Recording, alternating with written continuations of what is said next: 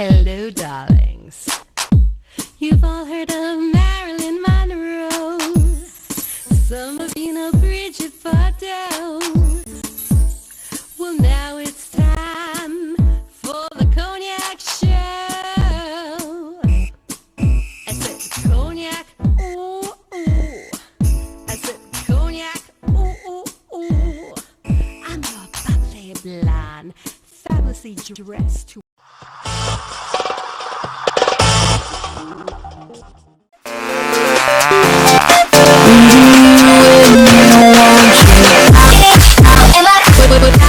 having us, and thank you for watching the film.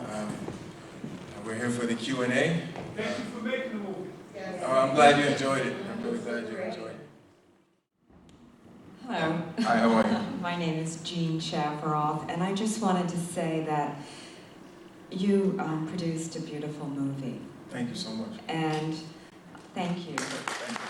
Fun too. So all those names at the end, a lot of people helped us along the way. So. And you should be very proud of your heritage and your grandmother and grandfather. And really, my congratulations to you, and thank you for producing this. Thank you so much.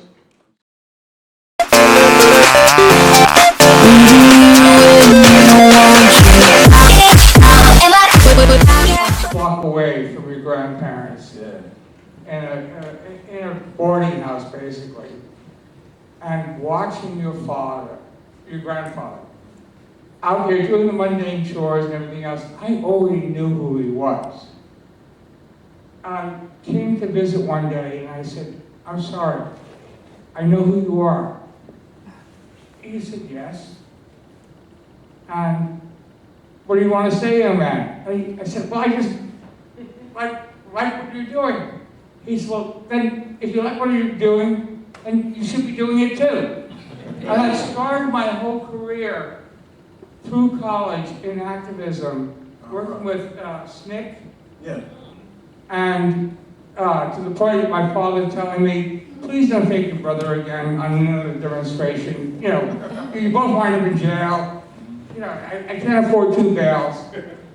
But I had the great pleasure over the years, now I'm in theater and film and everything else, I worked with your grandmother, I worked with your grandpa on so many different things.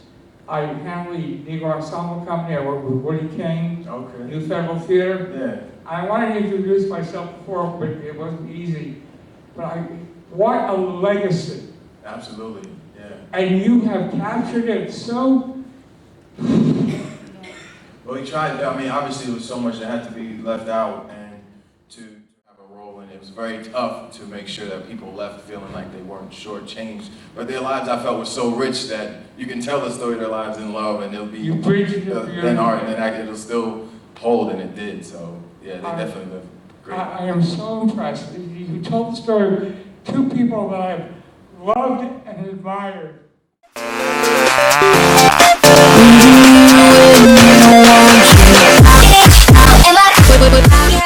57 years of being married to one man. I tell you what, we didn't really know each other until after we got married.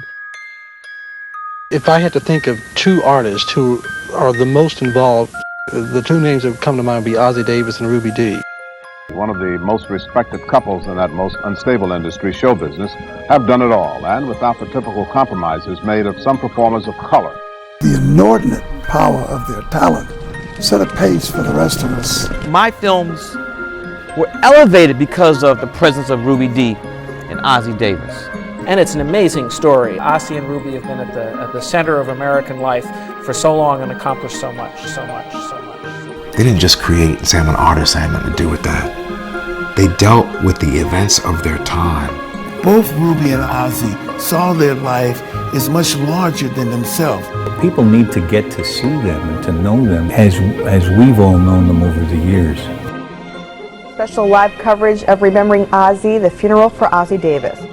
Too quickly, we are losing too many of our legends.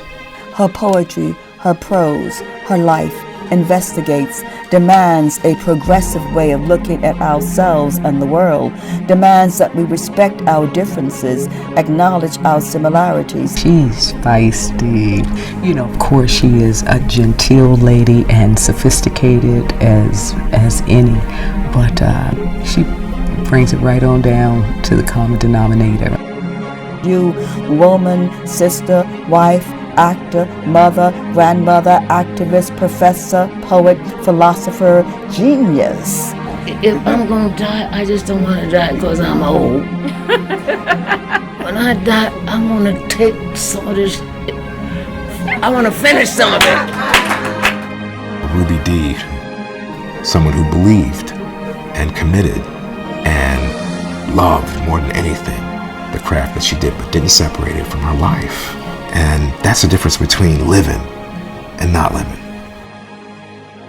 Welcome back, darlings. I'm Cognac Wellerlane, and we are here at the 9th Annual African American International Film Festival, and I am here with filmmaker Muta'Ali. He is also the grandson of Ruby Dee and Ossie Davis.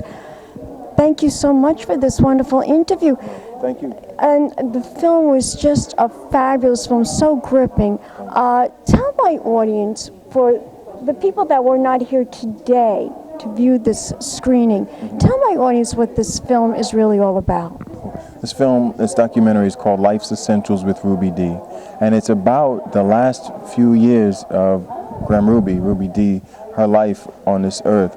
But I, as a filmmaker and her grandson, I was able to capture her response to important questions about life, her stories about her own life as it relates to three principles, three life's essentials. Love, that's art, the reason why you named it Essentials of Ruby Dee. I got to speak with my grandmother while I could about life's essentials, and she knew how much that would help me learn and become a better person. And so she told me about her life. You know, Grandpa and Grandma Ruby had such a rich life. So the documentary, we go into the stories of her life as it relates to three principles. And the first one is love and marriage, marriage, commitment. The second one is conscious art. And the third one is activism. So you get to learn about Ossie and Ruby's lives, but not in a sense that's so far for you to grasp. A lot of people get to learn about Ossie and Ruby's lives when they watch this piece and see how their lives can impact someone living in today's environment. Now, also, I want to touch base on a question that was presented to you about activism, how it is different today as when it was in your grandparents' time in the 50s and 60s. Can you tell my audience how you feel activism has changed? I think it's changed tremendously. In some things, in some ways, it stayed the same. In the 60s, there was an issue that was somewhat obvious. And in the 60s, you had a lot of these organizations to help people of color. They were funded in a grassroots way, from door to door, people making donations, and from churches. And also in the 60s, you had leaders like Dr. King and Malcolm X. And they made a lot of change. They made a lot of progress. Nowadays, it's hard to identify where the struggle is. And that might make people a little bit complacent. So this documentary serves to speak to and put a spotlight on the fact that we don't know necessarily, we meaning young people of all colors who would like to make this country better but don't necessarily know where to place our energy. Activism today is somewhat of a nebulous thing because we don't have necessarily the leadership, and a lot of the organizations that were there in the 60s are now funded by corporations. And sometimes we need help dealing with our relationship with these corporations. So activism today is a unique sort of quagmire, I'd say, as opposed to what it was in the 60s, where it was like, oh, here's segregation, black this, white stuff. Now it's very, very complicated. Yeah, you know, Wendy Williams said something very interesting. She said, in the next century, we will all be swirly. I believe that. It's happening now. Yeah, I think it's happening, and I don't know how the next century, though. That's quick. I think it's going to take a time to be. We spoke with Dr. Benia Silva. He's in the documentary too, and he is of, I think, Puerto Rican and African American descent, and he said that even in those areas where everyone is swirly and basically from the same place, the different shades of color people are prejudiced against darker shade versus lighter shade. So even if we do become this swirl, I think we're going to find some ignorant reason I to... know. I don't think we'll ever get away from total ignorance and hate. It just, that's the way, that's the people, the world that we live in. We just have to keep going on and doing like what you're doing, making these films and bringing awareness. We're trying our best. Yes, this was your first film of this nature. Of this nature and on this scale. It's our first time doing a festival route, and we're very excited about the response. Well, you should be. It was an excellent film. Thank you so much. Yeah, I want you to tell my audience where we can go to find out more information about the film. Is there a website? Yes, go to rubydeestory.com. So rubydeestory.com, and you can find everything you need to know and links to all of the social media connected to Life's Essentials with Ruby Dee. And if you want to search for a hashtag, it's #LE with Ruby Dee. And of course, as a filmmaker, Muta, where can we go to learn more about your films and about yourself? About me, you can go to Muta'Ali.com. Muta'Ali.com. Yeah, MUTAALI.com. And Facebook too? Yeah, I'm on Facebook. Just search Muta'Ali and I'll be there. And you'll be there. Muta, thank you so much, darling. Give me a kiss. Mwah, mwah. And we'll be back in a moment, darlings, with more interviews and more coming up right here in the Hamptons. I'll be at the Hamptons International Film Festival next week, so keep watching. Pink champagne kisses. Hello, darlings. You've all heard of Marilyn Monroe. Some of you know Bridget Bardot. Well, now it's time for the Cognac Show. I said cognac, ooh, ooh. I said cognac, ooh, ooh, ooh. I'm your bubbly blonde, fabulously dressed to impress. One of a kind girl. This has been a Crybaby Productions, darlings.